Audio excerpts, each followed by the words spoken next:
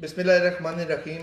आज हम झेलम की एक ऐसी पॉलिटिकल शख्सियत के साथ मौजूद हैं जो किसी तारफ़ के मोहताज नहीं। साबिक़ तहसील नाज़म जनाब चौधरी ग़ुलाम अहमद ज़मुरद साहब। चौधरी साहब, आपको वेलकम कहते हैं। आज हमारे थैंक साथ यू आप जी। मौजूद हैं और आपने हमें टाइम दिया। और झेलम की जो मुख्तलिफ जो काम हैं, जो कि हुकूमती लेवल पर जो झेलम के काम हैं, उसके बारे में हम आपसे कुछ डिस्कशन करेंगे। तो सबसे पहले चोई साहब, आपसे हम ये पूछेंगे कि क्योंकि आप गवर्नमेंट का एक हिस्सा रह चुके हैं, आपका एक बड़ा कंट्रीब्यूशन है झेलम के तरक्याती कामों में, झेलम की डेवलपमेंट में। तो सबसे पहले तो मैं आपसे ये पूछूंगा कि जब आप तहसील नाज़म थे, उस वक़्त जो तरक्याती जो काम हो रहे थे और आज के जो तरक्याती काम हैं, इसमें आप क्या फ़र्क देखते हैं, क्या डिफरेंस देखते हैं इसमें? मेरा ख्याल है उस वक़्त और इस वक़्त में जो मेन डिफरेंस ये है कि फंडिंग जो है उस वक़्त हमें बहुत ज़्यादा मिल रही थी। बड़े ज़्यादा काम हो रहे थे, क्योंकि देखिए कोई भी इलेक्टेड ऑफिशियल जब जाकर दफ्तर में बैठता है तो लोग आते हैं, हमने ये करवाना है वो कराना है। अगर उसका दिल भी करे वो काम करने के लिए, लेकिन फ़ंड दस्तियाब ना हो तो वो कुछ नहीं कर सकता। तो उस हवाले से मैं समझता हूँ बड़े खुशकिस्मत थे उस दौर में, 2005 से 2010 तक, कि फंडिंग बेशुमार आ रही थी और उसी लिहाज से काम भी बेशुमार हो रहे थे।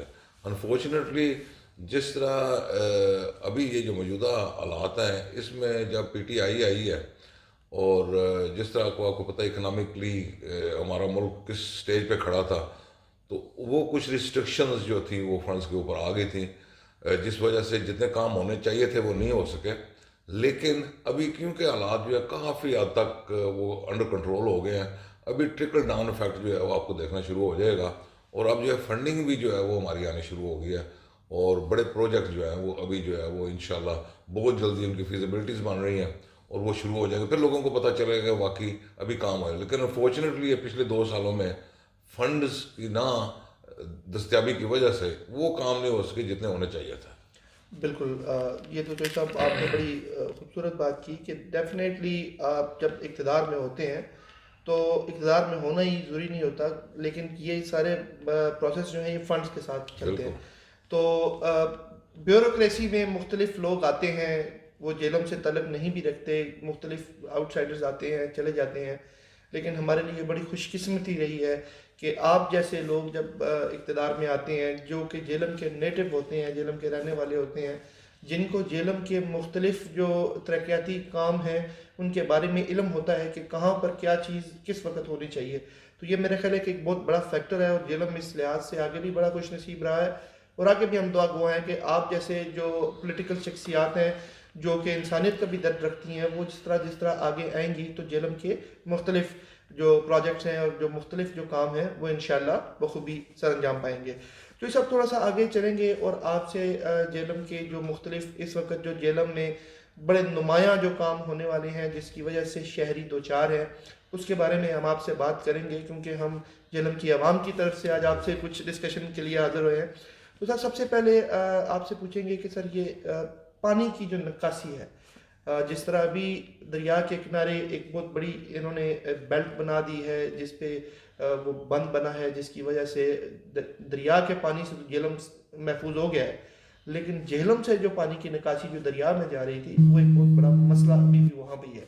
आप क्या समझते हैं कि किस तरीके से इसको जो है इस मसले का हल हो सकता है और आपके ज़हन में क्या एक तस्वीर है इसकी? ये बिल्कुल जी भाई, ये बहुत ही मेजर पॉइंट है जो आपने अभी उठाया है कि ये हमेशा से हमारा जीवन जो है उसमें ये पानी की निकासी का प्रॉब्लम रहा है। आपको पता है आपके शहर के हैं, हम भी शहर के ही हैं, होता ये है कि जब भी बारिश होती है तो पानी इकट्ठा हो जाता है और उसमें आगे जाने का कोई तरीका नहीं होता।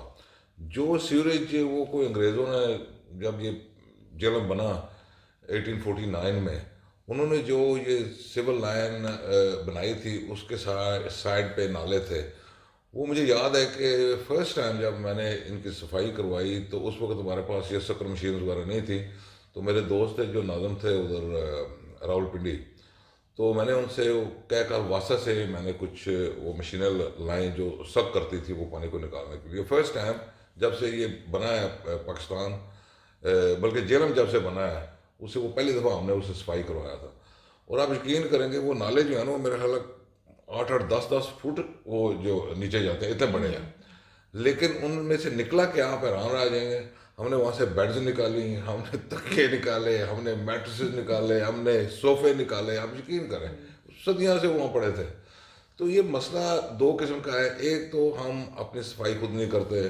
हमारे भाई हैं जो दुकानदार हैं, जो यहाँ ताजर हैं, वो शाम को जब वो सफाई करते हैं तो नेचुरली वो जो कुछ होता है वो जो आगे जो आपका वो ड्रेन होता है उसमें डाल देते हैं, और फिर वही ड्रेन वो ब्लॉक खुद करते हैं, और फिर जब वो ब्लॉक हो जाता है तो उसी का पानी जो अंदर चला जाता है, फिर कंप्लेन भी वही करते हैं।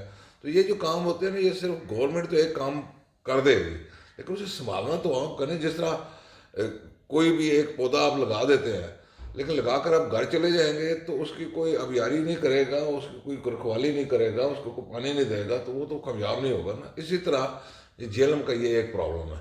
लेकिन इसमें एक और है कि मैंने फोकस किया था अपने वक्त में कि दो मेजर प्रॉब्लम मैंने नोट किए थे जेलों के। एक ड्रिंकिंग वाटर, और ये एक जो पानी का मसला था। पानी के भी दो दो मसाइल हैं। एक जो ड्रेनेज जो रेन वाटर का होता है, और एक होता है जो सीवरेज का है। अनफॉर्चुनेटली दोनों जो है वो ब्लॉक हुए हैं। मैंने जो सर्वे करवाया था उस वक्त पानी का मैंने काम करवा दिया था, लेकिन उसके बाद हुकूमत चेंज हो गई। दूसरा जो मेरा प्रोजेक्ट है वो मैं ये जो पानी का निकासी का था वो मैं फुलफिल नहीं कर सका। लेकिन हमने कुछ सर्वे वगैरह करवाए थे, उसमें मैं थोड़ा सा शेयर करना चाहता हूँ कि दो किस्म के नाले होते हैं। एक होता है जो रेन वाटर ड्रेनेज वाटर होता है, एक होता है सीवरेज का जो घर के पानी होते हैं। हमारे अनफॉर्चुनेटली ये है कि जब हमने सर्वे कराया तो ड्रेनेज और सीवरेज जो है वो मिक्स हुए थे। यानी कि मिसाल के तौर पे आप जाएं, एक सीवरेज का पाइप जा रहा है, वहाँ जाकर उसके कोई ब्लॉकेज हो गई है, तो किसी ने ये बॉदर नहीं किया कि उसको ठीक करें। उन्होंने उसे डाइवर्ट करके ना तो ड्रेनेज में डाल दिया। ड्रेनेज आगे जा रहा है तो देखते हैं ड्रेनेज को मसला बन गया, तो ड्रेनेज को खोलने के बजाय उन्होंने जाकर वो सीवरेज में डाल दिया। तो इस तरह के मसाइल है, इसका रीवैम्प करना पड़ेगा पूरा। It's major project. एक दफ़ा पीछे कुछ पैसे आए भी थे, मेरे ख्याल कोई 40 करोड़ रुपया आया था मेरा 10 साल पहले, लेकिन वो पता नहीं किधर गया, क्या हुआ। अभी सूरज का तो वही हाल है जो है। तो मैं समझता हूँ कि ये बहुत ही सीरियस मसला है, और इससे जो भी हुकूमत, जैसे हमारी अभी हुकूमत है, मैं ये भी सजेस्ट करूँगा उनको कि अगर वो इसके ऊपर तवज्जो दें तो ये सबसे ज़्यादा रिलीफ जो है वो जेलों वालों को ये होगी।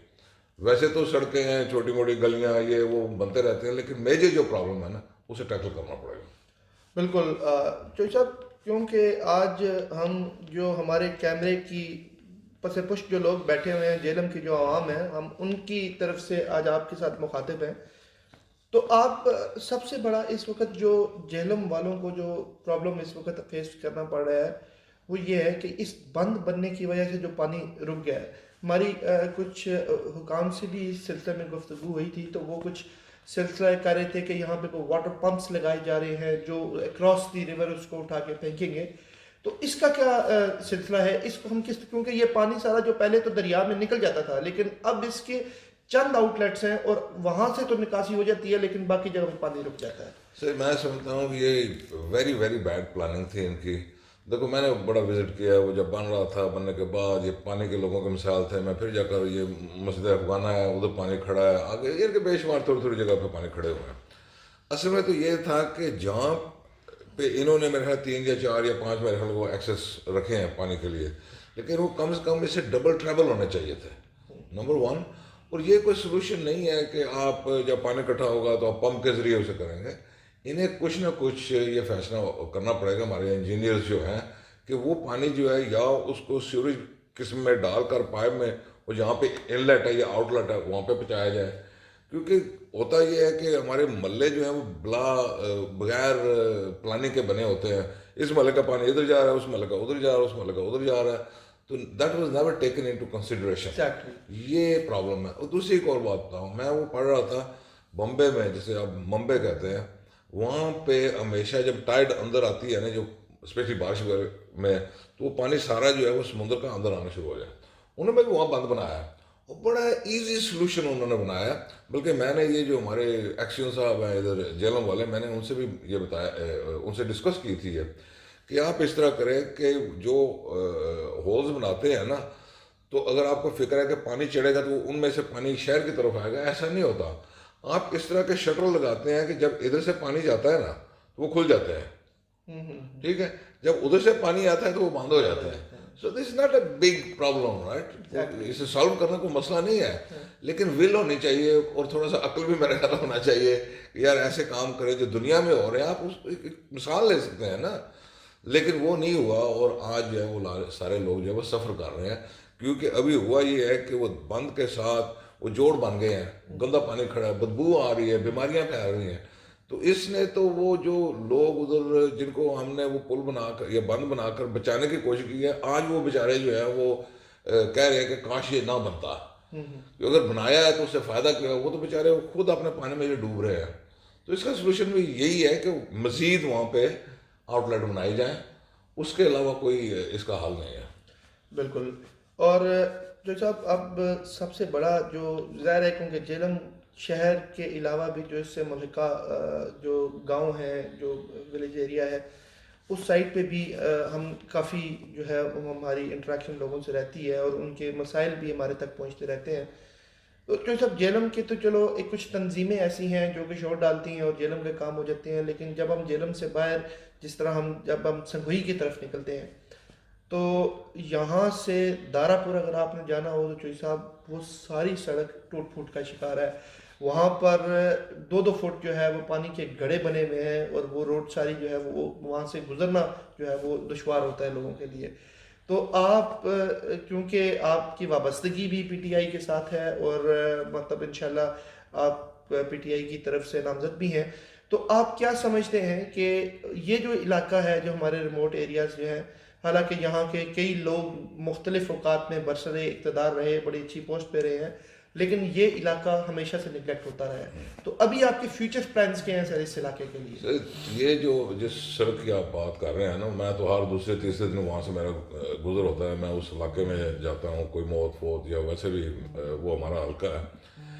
उसके लिए एक प्लान जो है वो चौधरी फवाद साहब ने आज से मेरे ख्याल 3-4 महीने 5 महीने पहले एक बनाया था। एक फिजिबिलिटी के लिए उन्होंने कहा था कि वो ये थी कि लीला इंटर एक्सचेंज जो है हमारे वो मोटरवे वाली, वहाँ से लेकर जीटी रोड जेलम तक इस रोड को डबल किया जाए ना। देखिए ये होता है ना, एक बंदा ऐलान करता है 4 महीने पहले, लेकिन ऐलान के बाद फ़ौरन काम तो नहीं शुरू होता ना। देखो एक फिजिबिलिटी बनती है, उसकी इन एंड आउट, फिर उसे वाइड करना है, फिर लोगों के साथ मशवरे करने हैं, लोगों के घर बने हुए हैं उनको कंपनसेशन देनी है, वो महकमा माल ले आएंगे, वो जब करेंगे, ठीक है। So it takes time. लेकिन मेरी अगले दिन लास्ट वीक मैं उधर चौधरी फवाद साहब के पास था उधर इस्लामाबाद में, तो मैंने ये स्पेसिफिकली डिस्कस किया उनके साथ। तो उन्होंने कहा यार एवरीथिंग इज़ रेडी नाउ, अभी हो सकता है नेक्स्ट मंथ जो है ना उनके टेंडर हो जाएं और उसके बाद जो है वो काम शुरू हो जाएगा। सो बड़े कामों के लिए टाइम भी लगता है, लेकिन जो बात आप कर रहे हैं वो 6-6 फुट खड़े पड़े हुए हैं, ये हुआ, ये पिछले 2 साल में नहीं हुआ, ये पिछले 10-15-20 साल से ऐसे चल रहा था। लेकिन अभी पीटीआई ने सोचा है कि यार इसको इन्हें रिलीफ दी जाए। और आप देखें ना हमारी जो तहसील हमारा ज़िला जेलम जो है ना, अगर आप नोट करें तो वो सारा लंबा उसी तरफ जाता है, तो बहुत सारी आबादी है उधर जिसको ये कनेक्ट होगा। और जो लोग पीडी खान वाले हैं उनको एक रसाई मिल जाएगी जेलम आने के लिए। जीटी रोड हो यहाँ से, चाहे वो लाहौर जाना चाहते हैं चाहे वो रावलपिंडी जाना चाहते हैं। So it's a mega project. और मैं एक और चीज़ भी ऐड कर दूँ कि हरनपुर जो है ना, जो पीडी खान में है, हरनपुर पे एक बहुत बड़ा जंक्शन है इसका गैस का, और that is a big distribution point. वो आगे दूसरे ज़िला में भी वहाँ से गैस जाती है। तो आपको पता ही है, आप भी जेलम से ताल्लुक़ रखते हैं कि गैस जो है हमारी, जब भी सर्दियाँ आती हैं तो गैस का पीछे प्रेशर ख़त्म हो जाता है। हालांकि गैस जो है मेरे ख्याल जेलम के आधे हिस्से में लगी हुई है, शहर की बात कर रहा हूँ, क्योंकि शहर के बहुत सारे हिस्से जो है अभी तक गैस नहीं लगी। और हमने फिजिबिलिटीज़ बनाई हैं, हमने सर्वे करवाए हैं, लेकिन जब गैस वालों के पास जाते हैं कहते हैं हमारे पास गैस है नहीं है, दें कहाँ से। हम उन्हें कहते हैं आप पैसे ले लें, वो कहते हैं चलो आप पैसे देंगे हम पाइप बिछा देंगे, गैस कहाँ से लाएंगे। सो अभी जो है ये चौधरी फवाद साहब ने ये भी फैसला किया है कि जो ये डबल ड्यूल कैरेज वे वहाँ से बनाकर ला रहे हैं यहाँ जेलम में लीला से, उसके साथ जो हरनपुर डिस्ट्रीब्यूशन पॉइंट है वहाँ से एक बड़ी लाइन डाली जाए, जो इतनी उसकी जो कैपेसिटी हो कि पूरा जेलम प्लस दीना जो है उसे भी साथ कनेक्ट किया जाए। तो मुझे बड़ी उम्मीद है कि ये जैसे ही शुरू हो जाएगा उसके साथ ही जो है वो गैस भी इंशाल्लाह शुरू हो जाएगा। डेफिनेटली जो सब जितने भी जो तरक्की याफ्ता जो कौमें होती हैं या जो इलाके होते हैं, उनमें सबसे पहली चीज़ जो है वो वहाँ तक रसाई होती है, और रसाई हमेशा हमारी जो है वो रोड्स की शक्ल में होती है, कन्वेंस की शक्ल में होती है। तो ये हमारा मेन वे जो है ये मोटरवे को भी लिंक करता है। बिल्कुल। तो इस हवाले से भी हम आपके बड़े मशकूर हैं कि आप इस पे एक स्पेशल जो है आपने कैंपेन भी चलाई हुई है, और फवाद साहब के साथ आप गाए बगाए इन्हीं सिलसिले में आप उनसे मीटिंग भी करते रहते हैं। बिल्कुल। जो साहब जिस तरह जेलम की आबादी बढ़ रही है, ठीक है, उस तरह हम ये समझते हैं कि जेलम में उस तरह काम नहीं हो रहा जिस तरह होना चाहिए। अब सबसे बड़ी इसकी मिसाल जो जेलम की ट्रैफिक है उसके हवाले से भी आप क्या समझते हैं कि आपकी चौधरी फवाद साहब से इंटरेक्शन रहती है, आप हमारे जो मसाइल हैं वो उन तक पहुंचाते रहते हैं गाए बगाए, तो इस सिलसिले में आप क्या समझते हैं कि हमें क्या ऐसा गवर्नमेंट को इक़दाम करना चाहिए कि जिसकी वजह से जो बढ़ती हुई आबादी है, ठीक है, उसको किस तरीके से हम फैसिलिटेट कर सकते हैं in shape of roads, in shape of sewerage, in shape of technicalities और जितनी भी हमारी हैं स्कूल सिस्टम है, उस पर आप क्या समझते हैं कि हम इसको किस तरह से कंट्रोल कर सकते हैं? बड़ा गुड क्वेश्चन है जी। देखो, मैं एक थोड़ी सी मिसाल देता हूँ। पिछले दिनों में मैं और चौधरी फर्रुख साहब ने यहाँ एक गांव है, उसकी एक रोड जो थी उसका इफ्तिताह किया। तो वो पोस्ट को लगी हुई थी फेसबुक पे, तो किसी दोस्त ने मुझे लिखा कि भाई आप रोड ही बनाने शुरू कर दिए आपने, कोई स्कूल बनाए, कोई हॉस्पिटल बनाए।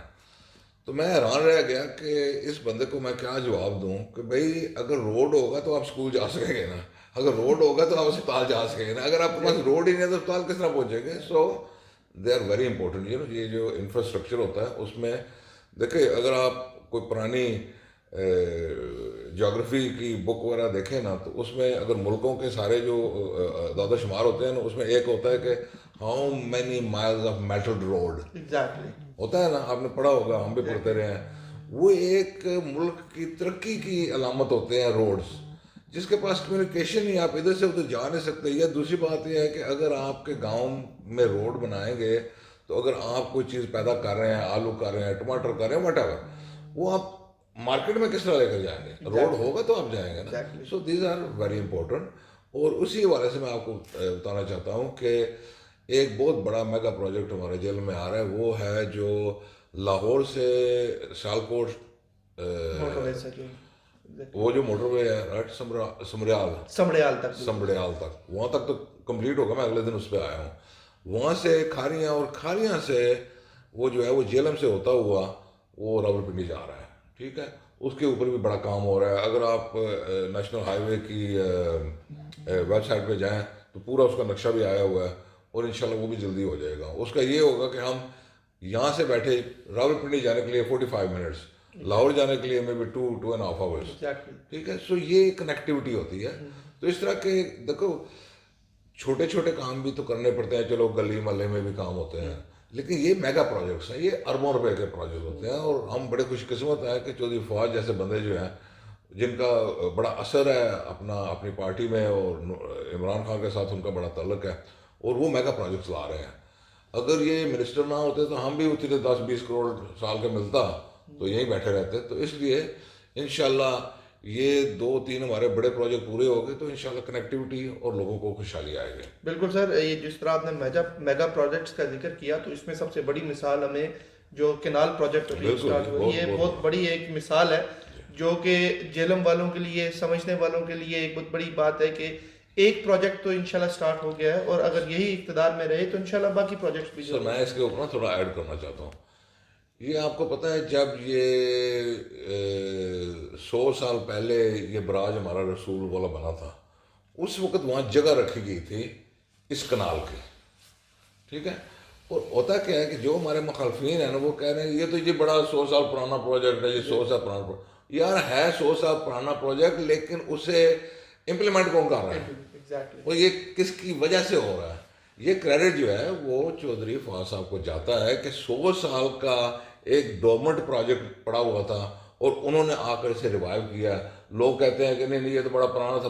पुराना तो था, लेकिन यार उसे शुरू किसने किया है? वो क्रेडिट जहाँ पे ड्यू हो वहाँ देना चाहिए, लेकिन मुखालफिन जो है वो खामखा फजूल किस्म की बातें करते हैं। ये बहुत बड़ा क्रेडिट है, पता नहीं 48 बिलियन रुपीज़ का प्रोजेक्ट है ये। ये 48 बिलियन लगेंगे, लेकिन हमें शायद एवरी ईयर 48 बिलियन का वहाँ से फ़ायदा होगा कि जितनी ज़मीनें बंजर पड़ी हुई थी। क्योंकि देखिए ये जो पीडी खां की तहसील है उसकी बड़ी ज़रख़ेज़ ज़मीन है, बड़ा ब्यूटीफुल ज़मीन है।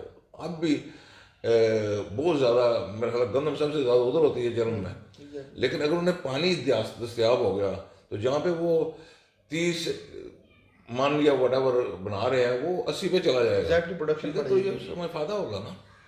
बिल्कुल।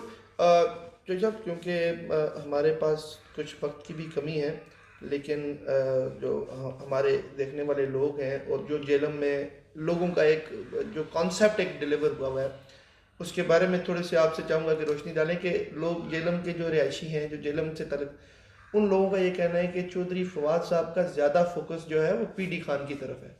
तो डेफिनेटली उनका वो हल्का भी इस तरह है, लेकिन being belonging from the Jhelum city, वो क्या आप समझते हैं कि ये तासुब ठीक है लोगों में कि चौधरी फवाद साहब जेलम की तरफ कम तवज्जो देते हैं और पिंड आदल खान की तरफ ज़्यादा तवज्जो देते हैं? देखो ये वैसे भी तो एक नेचुरल है, वो वहाँ से वो इलेक्ट हुए हैं, तो जो आपकी कंस्टिट्यूंसी होती है दे कम फर्स्ट ऑब्वियसली। लेकिन उसका ये मतलब नहीं है कि वो जेलम का, या वो देखो आप याद रखें कि वो सिर्फ पीडी खां के मिनिस्टर नहीं है, वो फेडरल मिनिस्टर है, is a minister of whole of Pakistan. Exactly. तो उनका जो डोमेन है वो पूरा पाकिस्तान है, वो सिर्फ वो नहीं है। मैं उधर जाता हूँ, may be every few days के बाद मेरी उनके साथ मीटिंग होती है, तो हम जेलम से बंदे लेकर जाते हैं काम के लिए, हम गुजरात के बंदे वहाँ जाते हैं काम के लिए, शेखुपुर से बंदे हम लेकर जाते हैं काम के लिए, तो वो सबके काम करते हैं। तो ये जो तासर होता है ना, ये नेचुरल है। कुछ चीज़ें होती हैं, मतलब उन्हें जब फंडिंग करनी है तो उन्हें सबसे पहले तो फोकस करना है कि मेरी कंस्टिट्यूंसी में कौन कौन से प्रॉब्लम है। एग्जैक्टली। लेकिन उसका ये मतलब नहीं है कि अगर आपका कोई मसला है तो वो हल नहीं करेंगे, वो भी आपका करेंगे। बिल्कुल, ये बड़ी इंपॉर्टेंट इन्फॉर्मेशन जो है वो तमाम हमारे जो देखने वाले जेलम से ताल्लुक़ रखने वाले लोग हैं उनके लिए है कि अगर आपको कोई ऐसा कोई काम या जिसमें आप समझते हैं कि आप उनकी, तो चोई साहब हमा वक्त आपके लिए हाजिर हैं, आप चोई साहब के पास आएँ। देखें, हमारे शहर की एक मतलब पर्सनालिटी होने का सबसे बड़ा फ़ायदा हमें यह है कि ये हमारे और उनके दरमियान एक ब्रिज का काम करते हैं, जो कि हमारी बात को उन तक पहुँचाते हैं, और ये हमारी बहुत बड़ी खुशकिस्मती है कि ऐसे लोग हमारे पास मौजूद हैं।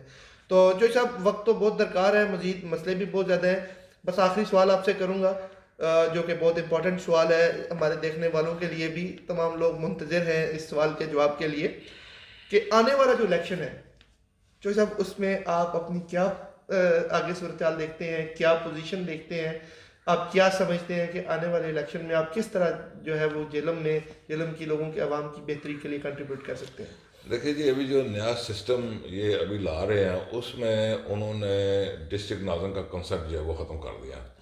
तो उसके बाद सबसे पावरफुल जो पोजीशन होगी वो है तहसील का नाज़म, और जो बंदा तहसील जेलम जो कि हेड क्वार्टर तहसील है उसका नाज़म होगा, is going to be the most powerful one.